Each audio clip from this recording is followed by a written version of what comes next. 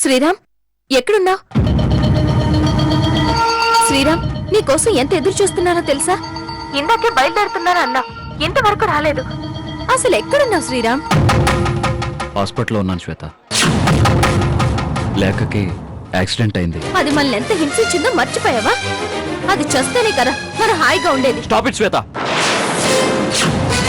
మానవత్వం లేకుండా మాట్లాడుకో. ఒక మనిషిని కాపాడాలని నేను ప్రయత్నిస్తున్నాను, కానీ వాళ్ళు నాకేం చేశారు, వాళ్ళకి మనమేం చేయాలని నేను అనుకోవట్లేదు. ఆపదలో ఉన్న వాళ్ళని ఆదుకోవటం ఒక మనిషిగా నా బాధ్యత. పైగా ఎంత కాదనుకున్నా తన భార్య తన భార్య తన భార్య తన భార్య తన భార్య తన భార్య. సారీ శ్వేత, ఏదో ఆవేశంలో అలా అన్నాను. కానీ నేనున్న పరిస్థితి అలాంటిది. నువ్వు అలా మాట్లాడేసరికి తట్టుకోలేకపోయాను. ప్లీజ్ ఫోన్ పెట్టే, నేను నీకు తర్వాత కాల్ చేస్తాను. లేక నువ్వు అపార్థం చేసుకుంటున్నావని, అది తప్పని నీకు తెలియజేయడానికే, లేక మంచిదని నిరూపించడానికి ఎన్ని రోజులు ప్రయత్నించాను. కానీ నా ప్రవర్తన నువ్వు నా నుండి వేరుగా ఉండే ఆలోచన కలిగిస్తుందని నేను అనుకోలేదు నాన్న. నాకిప్పుడే అర్థమైంది, ఇప్పుడే అర్థమైంది. కానీ ఇదంతా నిన్ను ఇబ్బంది పెట్టాలనో లేకపోతే నా మాట నడవాలనో చేసింది కాదురా. ఇప్పుడు నీకు కూడా లేకేంటో, తన మనసేంటో అర్థమైంది కదా.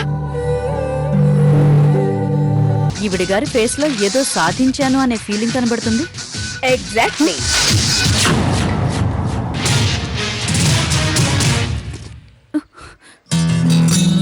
అర్థం కాలేదా? నీ మనసులో నువ్వేమనుకుంటున్నావో అదే జరిగింది అంటున్నాను. ఇందాక నేను బయటికి వెళ్తున్నప్పుడు నువ్వు నన్ను గమనించావని తెలుసు. నా టెన్షన్ చూసి నువ్వు బాగా ఎంజాయ్ చేశావని తెలుసు. ఎందుకంటే నువ్వు ప్లాన్ చేసిన ప్రతిసారి నేనెలా రియాక్ట్ అవుతానా అని అబ్జర్వ్ చేయడమే కదా నీ పని. ఫినిష్ రేఖ. ఇక నీ ఆటలు సాగవు. నీ కాపురం బావుండాలి అని కోరుకో, తప్పులేదు. కానీ నీ స్వార్థం కోసం ఎదుటివారి కాపురంలో చిచ్చు పెట్టకు. పుట్టగతులు లేకుండా పోతాం. కార్తికేయ నా పెద్ద కొడుకు అనుకున్నాను కాబట్టే నువ్వింకా ఈ ఇంట్లో కోడలిగా ఉండగలుగుతున్నావు.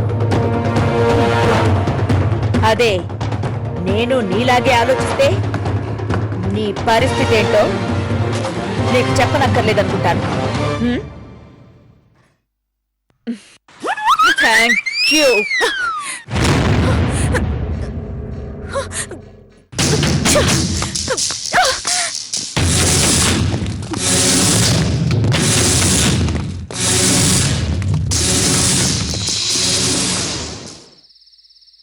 అయినా మీరు నన్నేమీ కావాలని బాధ పెట్టలేదు కదా. పరిస్థితులు మనతో అలా ఆడుకున్నాయి. దానికి మీరేం చేస్తారు చెప్పండి? మీరు నన్ను ఏ నాటికైనా అంగీకరిస్తారనే నమ్మకం నాకుందండి.